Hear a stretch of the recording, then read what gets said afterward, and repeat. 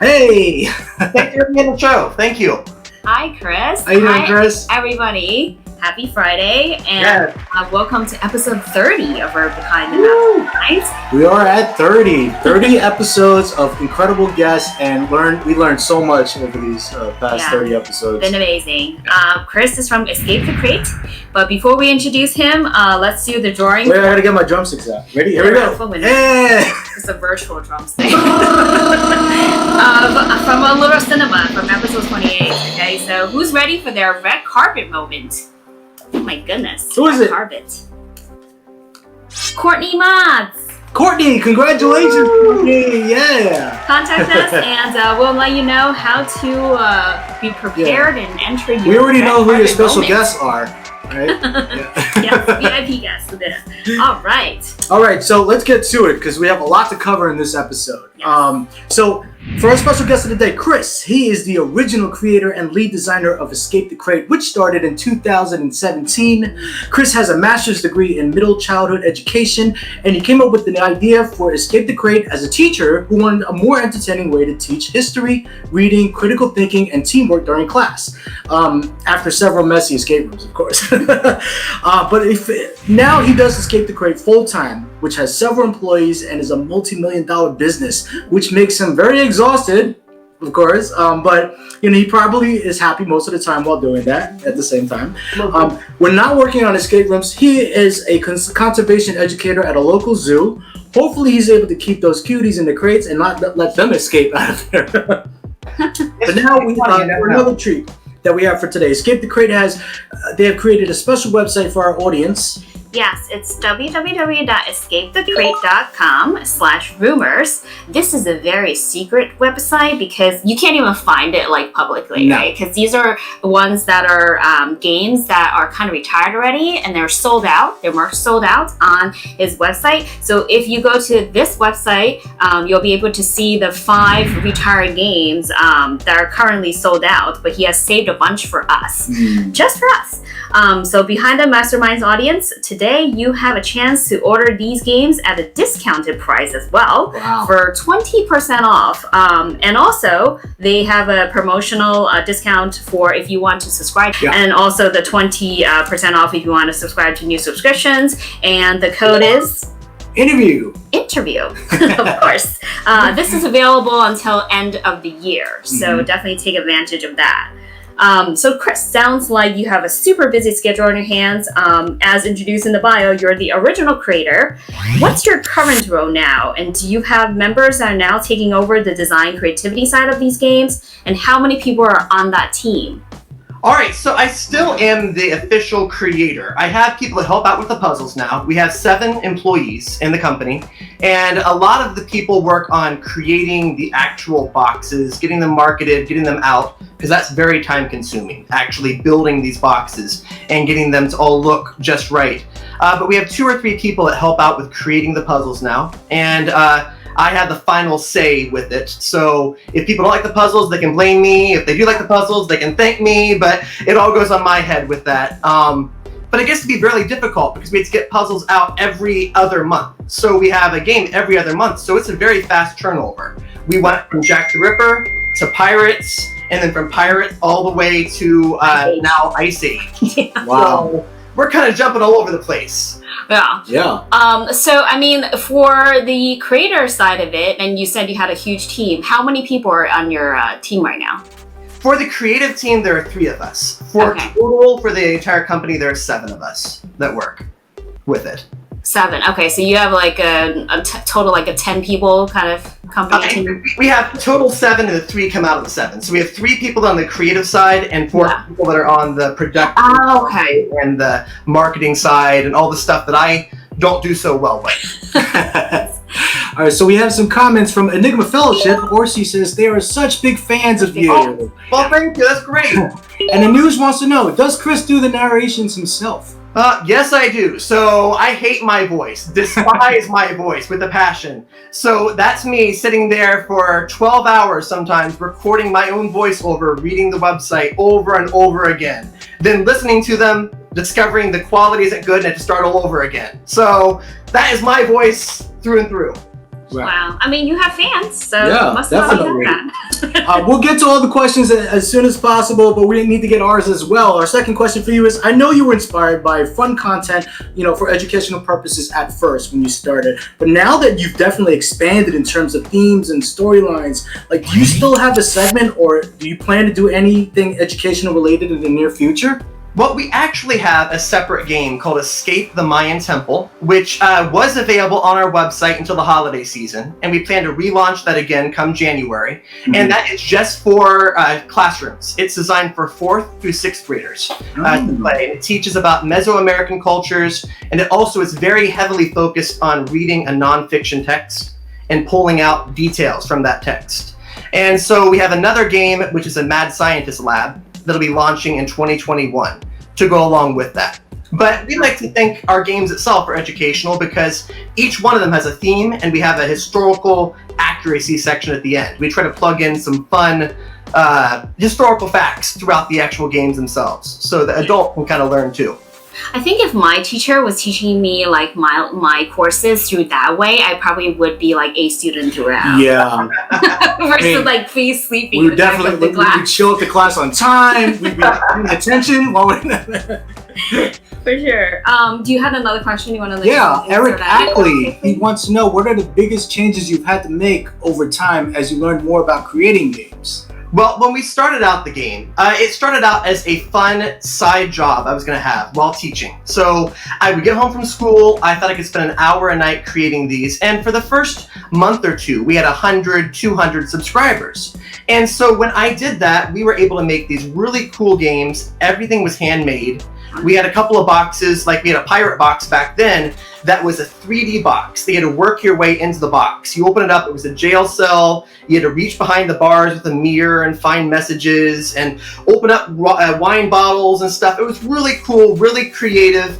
The problem was, as more people signed up with us, it wasn't logical to be able to do that anymore. It turned into me spending 1 hour a night working on it after school, to sometimes spending all-nighters between getting off work to the next day. And it reached that stage after we had about 2,000 or 3,000 subscribers that I thought, I can't do this anymore. I want to have that creative puzzle, but I have to start turning it over to the players to do some of the work themselves. And that's when we kind of turn to the whole, you have papers in front of you, and it's up to you to turn the papers over to create the next scene, versus me having to go through and, I have 15 envelopes for you, and a wine bottle, and a popcorn bucket.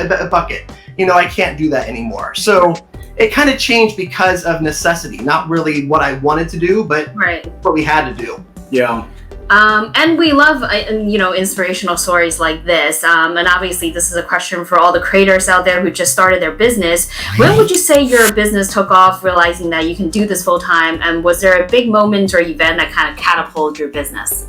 Well, the first month that right after we launched, I thought, okay, this is a huge mistake. I thought, I'll be happy if I can get 30 subscribers. And we opened it up, and it was like trickling in. And people were like, what's an escape room? Are you going to tie me up? And I'm like, no, it's not that, no. Not kidnapping. Really. But after our people played the first game, and then they renewed on for the second game, it launched up by the hundreds for that third or fourth month. And I knew from that moment, I thought, hey, I might be onto something. But it was that first holiday season that I sat back and I thought, oh my gosh, I can do this as a full-time job from there. And I was able to manage for 2 whole years, teaching and doing the business at the same time, before I eventually realized I can't do it anymore. I came into class one day and plugged in a movie and sat down at my desk, and I thought, I'm not going to do this to the kids. I need to choose teaching or escape rooms. And I guess I chose escape rooms, I don't know, but I mean, the kids can purchase the escape rooms. It's not like they're out of school that they can. I actually have some former students that play the game, which is really cool. When I have these kids that, hey, Mr. Barnes, I played the game, or I can't believe you taught us about that. Now I'm playing about the game. That makes me feel really good. That's so cool. He's like, I'm meeting the star finally in person. The narrator. I recognize that voice anywhere. Exactly. Anuj wants to know, how did you manage to scale from a couple of hundred subscribers to much larger numbers, especially packaging and creating the physical materials? We were able to handle packaging up to 2,000 subscribers at once out of my house. And that's where I took over the center of the living room, had 2 long tables there, and I would just work for hours on end, stuffing the envelopes into the boxes and then mail them out at the local post office. Honestly, I enjoyed stuffing and doing the packaging myself. The local post office hated me, despised me. I would show up with an entire minivan full of 300 or 400 boxes at a time, and you would see them just peering out the window, and I know they are just out. They were not happy. And so we were able to officially make it so we had 4,000 subscribers. When eventually I was like, I can't do it, so we went over to a fulfillment center that began to handle a lot of that work for us, from 4,000, and now we're into the tens of thousands of subscribers, which is nice, because there's no way I could do that out of my house. I have devoted friends and family, and I forced them to work for me quite a bit for free, like offering them pizza to work, but I think I would have lost everybody if I kept that up. Right. Yeah, or you gotta at least upgrade to sushi or something. Exactly. Caviar, have some caviar escargots in there.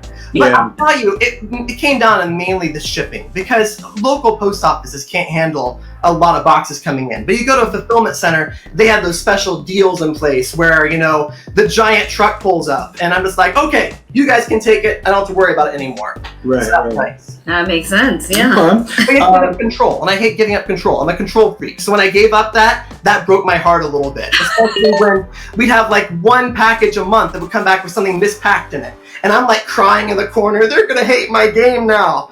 But you had to kind of give that up. Eric wants to know how many, this is one of our questions for later on, but we'll ask that now. How many games are in the pipeline, or are you working on the next game as the current game is launched? We work a full year in advance. So right now we have 6 games that are in the process of being created right now in different stages. So our pirate game, Escape in the High Seas, just launched and is out. And I'm kind of handling that right now because as people play it, we discover the inevitable typo that appears there or the broken link in the website. I'm on there frantically fixing that. Right. We're in the testing stage for our next one, which is Escape Ice Age Park, which is like a Jurassic Park Ice Age sort of thing. And that's the testing stage. And then we are in the basic design game stage for the next 4 games all at once. And so then they start trickling after that. So we want to be a whole 6 months ahead to a year ahead at all times, just in case. You never know. It's 2020. One of us could get sick, anything could happen. We want to make sure we have things ready to go, just in case. Yeah, that's great. Absolutely. From when you first started the business until now, what's one valuable lesson that you can teach other creators out there? Like, are you still experiencing hardships, and how has COVID affected or influenced your business? Well, let me start with the second part. COVID has been a horrible time for our country, but for Escape the Crate, it's been a very, very good time for us because a lot of people discovered us from it. Right. The problem was we weren't prepared for that. We had our number in hand for our April stock, and then suddenly we got a whole bunch of orders in. So it was like panic attack. How do we make this to get through in time? But if I were to say one thing that I would have advice for other creators is create what makes you happy, not what other people want. We have people that give us suggestions all the time. We had somebody the other day that was saying that we need to do a like a Unabomber or a like extreme serial killer thing. I don't like serial killers, and I know we just did a Jack the Ripper box. So that one for you was awesome already. Yeah, right. But I don't like horror. I love going to haunted houses and I like watching horror movies, but I don't like writing horror. I would much rather have a happy-go-lucky game with, bunnies and unicorns with it. That's more my speed. Right. So when I started creating games like that, I was miserable the entire time doing it. And I think the final product kind of suffers along with it. So I would recommend do what makes you happy. It might not make all the people that want to buy your product happy, but in the end, you'll be happy, and I think the game will be better for that. Yeah, it'll probably be some of your best work too when you're passionate about what you're creating. Don't make Chris create murderers that's wearing pink and holding bunnies. This is what's gonna happen if you. That's true. That's true. A bunny with a knife. Come out. It could happen. You never Easter bunny. Easter's coming up. That could be one of our themes. The Easter bunny killer. The Slayer. Matthew had a question. Yeah, Matthew really wants to know: are there any stories, games you wish you could have made prior to getting bigger?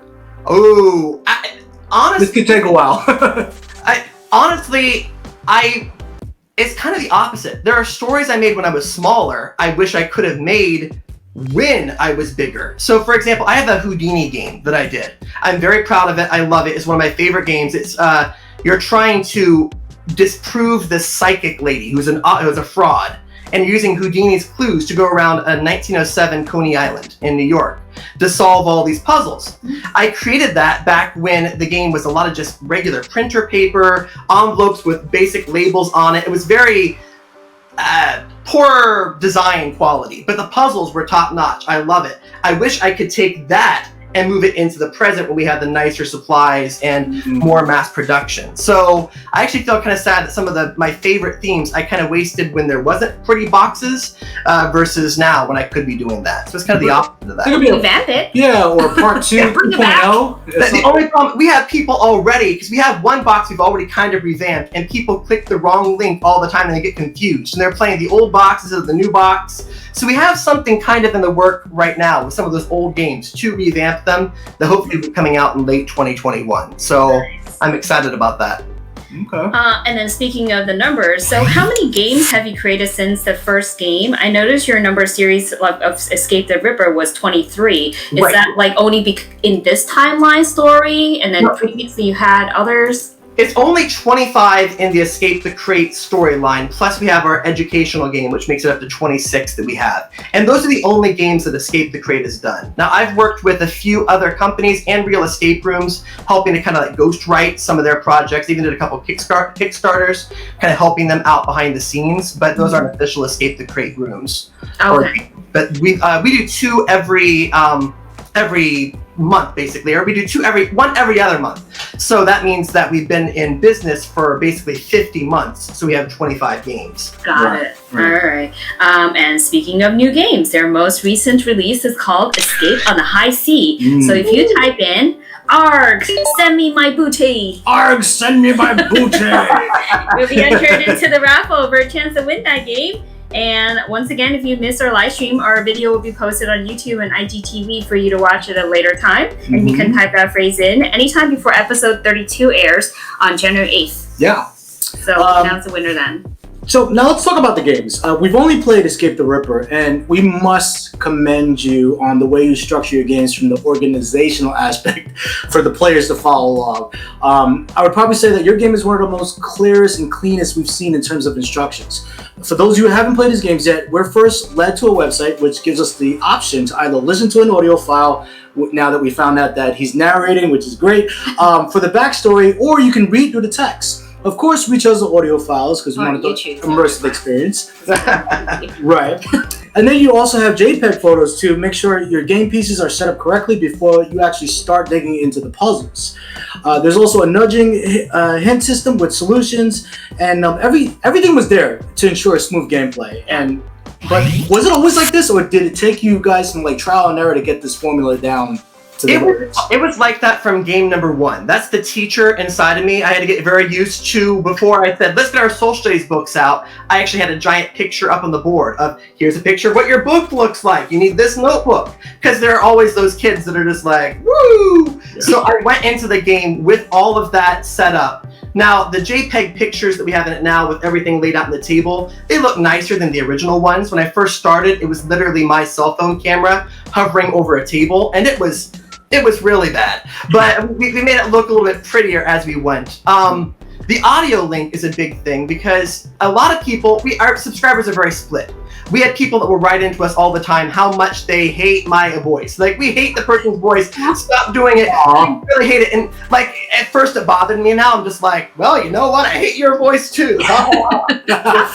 So, exactly. So we had that. But the voice part is because when you play with a bigger group, when we first did our very first test back in the first game, we noticed people would pick up a piece of paper and they'd read it to themselves, or they would mumble out loud to the group. And we'd have all this important text, and they'd be going, and no one knows what's going on.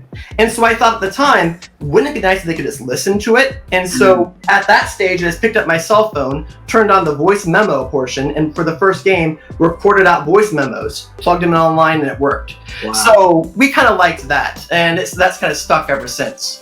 Why do I feel like the upcoming games are gonna start off like, I know you hate my voice, but too bad. I really wish I could.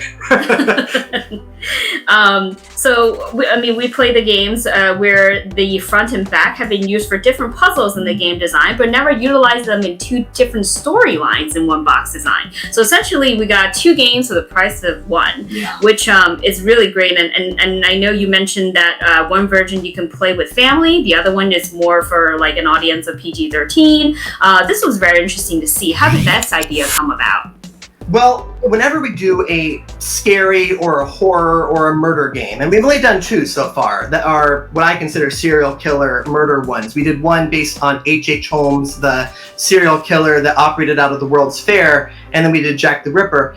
Both times we did that, we have some subscribers very happy because they want to play with their adult friends. And then we had the families that play with their 10-year-olds who are devastated because they don't want to play a bloody game. And so I made sure that we'd have the 2 games available so that if you are a subscriber, we don't have to skip your box. We don't have to give you a refund in the box. You have a game you can play in there with it. And it's funny because we've discovered that our subscribers really like having 2 games in one in a box. And for the majority of our games that are set to come out, it's the same way. We have multiple games in one. For example, our new pirate game has 3 games in one, but they play in order. Chapter 1, 2, and 3. And so chapter 1 is easier, chapter 2 is a little bit harder, chapter 3 is the hardest. And they kind of stack on top of each other. And it's nice because if you played one 2-hour escape room with your family, any number of things can happen. You have to get up and leave the table, or you're distracted and you stop playing the game. This way allows you to play in shorter bursts, and then you stop, come back to it the next night, and things like that. Yeah, it's like, all right, we play with the kids go to bed. It's like, all right, now it's time to play the other version. The kids asleep. And then also, I noticed that we had choices like at the end too, to have us play either like a harder final, puzzle, or choose the easy way out. Well, I think we chose the easy way out. But I always recommend that. We like to give options, and almost all of our games have an option somewhere in it. Some of our games are much more where an entire game will be easier or harder. And that's because we have some subscribers who have played 400, 500 escape rooms. Yeah. And they come back to us and they go, we breezed through that in 45 minutes. And then we have other ones who have only seen an escape room down the street and they're lost. And so we want to make sure we have multiple pathways. And so sometimes the harder choice will be because the puzzle is significantly harder, and sometimes it's because it might be more time consuming. In the pirate game, we have one that's like a Sudoku puzzle-ish, kind of along those lines, and we have one which I hate Sudoku in an escape room. I despise it. But this is a more clever way. It's to arrange pirate coins on this pirate tray and pay all the pirates their right amount of money they have to do. And it requires that logic. If I pay him here, she gets paid a little bit more. So it's a little bit of a logical thinking sort of game. That I have is, if you play it one way, it can take 20 minutes to solve that puzzle if you pick the wrong options at the beginning. So we have an option in there. Do you want to play the more difficult, time-consuming version of the game, or do you want to choose one that we fill in one of the values for you to make it a little bit easier for you? So it depends on what you want. Yeah, that sounds good. I feel like you're very accommodating for a lot of different players. Well, we actually have several players who are deaf, who are hard of hearing. And so we have things like that. We also have some visual impaired players and colorblind players. I see that. Yeah, we saw that. Because color is a big part of escape rooms. And if you have colorblind players, you have to have some sort of a accommodation written in there. Right. Yeah, I saw that in there, the accessibility aspect of it. So if you have the color issue, then you type it out, and then at least they can see at least what is in vial 1, 2, 3, 4. Yeah. I think it's very rare. That's probably one of the few times we've seen that incorporated into the game. Yeah. So the puzzles that had an escape room vibe, since you have to solve something in order to open up new info or areas with the code that you typed into the website. You play escape rooms yourself, right? Right, of course. So is that where your design inspirations come from, mainly from playing physically, like in traditional escape rooms? It started out that way. For the first few, I would go play escape rooms and I'd be like, oh, well, they had a puzzle look like this. I've got to have a similar type of puzzle in my own game. But after a while, after you start writing the story first, the puzzles start appearing to you based on the story itself. You go, oh, Jack the Ripper. Well, I've got to have a puzzle that involves a knife in there somewhere, and I've got to have a puzzle involving cutting up a dead body in there somewhere. that just goes with it. And so it's kind of changed from very escape roomy puzzles to we have a mixture of escape roomy puzzles and then just like murder mystery like puzzles solved in there too. We like to have a mixture of physical, logical, and then search and find puzzles in all the games, and a good mixture among them. Yeah. And then it's great that you can also utilize your box as well for something. Yes, I love the box. The fact that the box itself is like a physical room that you have. You can peer into it and everything is printed in it. I really like that. We have a couple of really cool puzzles in the pirate game related to that. Ooh. Nice. Excited. So how long does it take you to put a game out? I know you said there's like, when you ship it to the audience, the players, is about like one game per 2 months or something? Right, that's correct. So, but do you actually, you said you designed it for like years advance, but does that take you that long to actually come out with a design? If we are doing multiple at a time, like we are right now with doing the whole year in advance, it kind of spreads out the distance. But if you were to just focus on one box at a time, we can create an entire box in about 15 days or so. Puzzles, artwork, everything. Then about 15 days to test and revise. Because whatever you do the first time is not the final product. Right. We created some boxes that I got done with. I'm like, this would be the greatest box ever. You give it to some players, and I'm like, what was I thinking? Like, was I half asleep when I made that? And we had to revise it again and again. So about half a month to create it, half a month to revise it, then another half a month to get it to production and start producing it, then another half a month to ship it. And that covers our 2-month deadline that we have there. So. And I know you said your fan base is over like tens of thousands at this point. Is it international, and are you thinking of expanding to more territories? It is international, and currently we ship to every country in the world, with the exception, we are having a couple troubles with India right now because of COVID. They are not accepting packages, or they are accepting packages and they're sitting there for 6 months before they leave the post office. But that's 2020. That's the world that we're living in right now. Right. So we are shipping worldwide. In late 2021, we are looking at expanding into more of a retail outlet with a few boxes that can go out and be sold in a retail setting.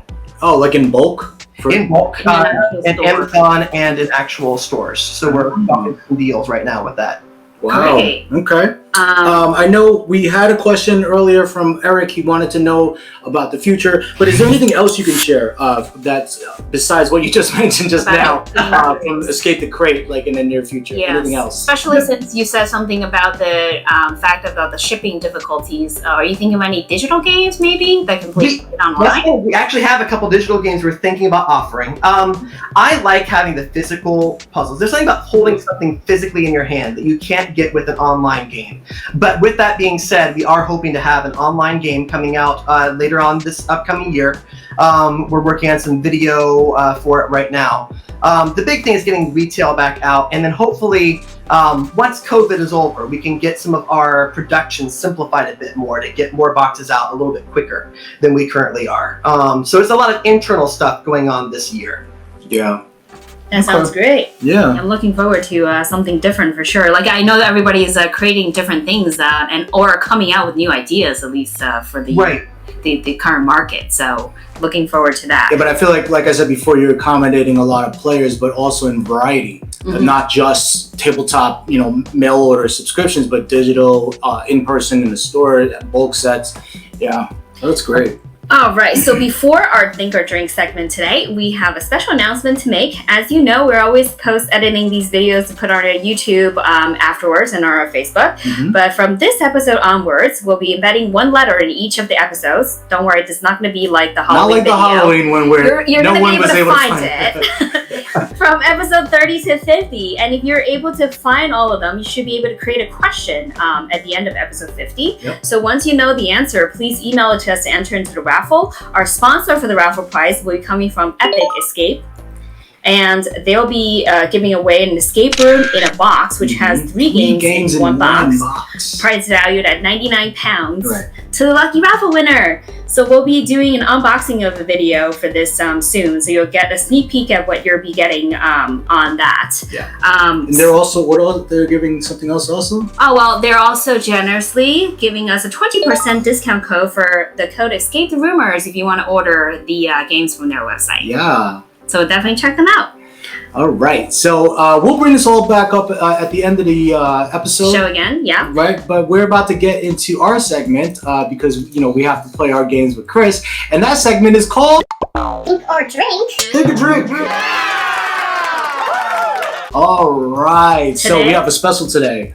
Our sponsor for our Think or Drink restaurant is one of our favorite Italian restaurants, and Il Molino. Il Molino. Oh man, get the langoustines. Oh my god, that's get the langoustines when you go there. So good. They have recently started making their special cocktail mix in the house, and we have 4 of their cocktail with us today. Right, and the way that we're gonna play is this is very special. Chris is gonna participate with us because if Chris gets his answers right, he gets to choose which one of these drinks that I would have to take a shot from. Ooh. We're going to tell you which drinks they are right now. So the first one is called the Italian Old Fashioned.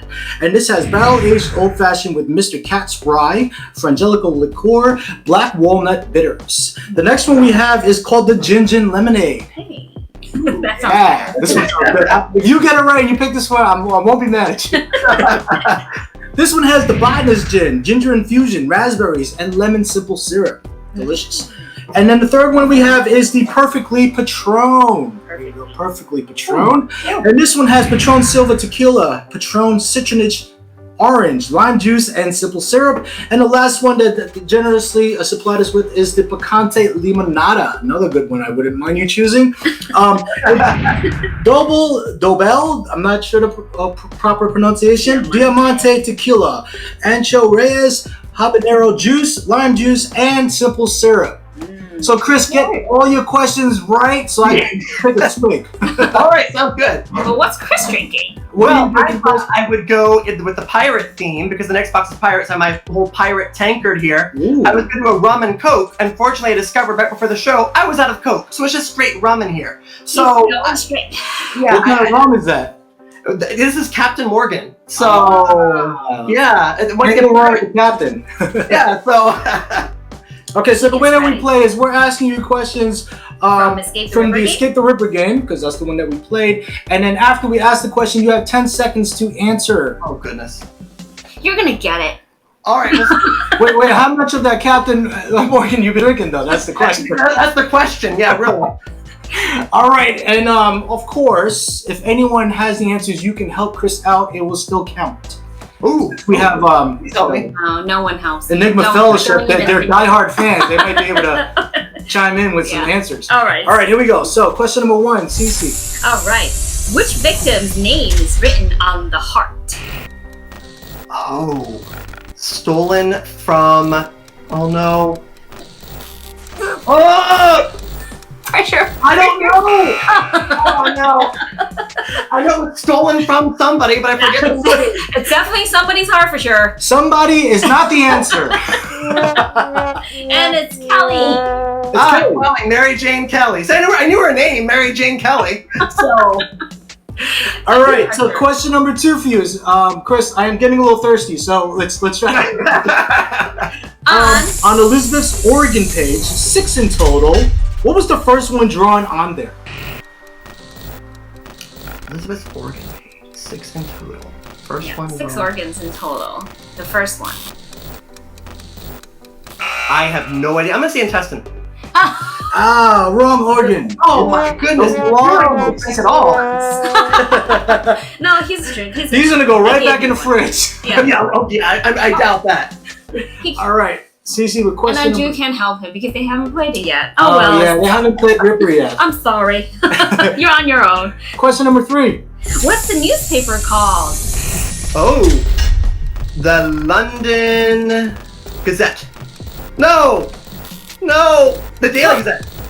Nightly Gazette. Evening Gazette. No, I'm horrible. In fairness. All right, look.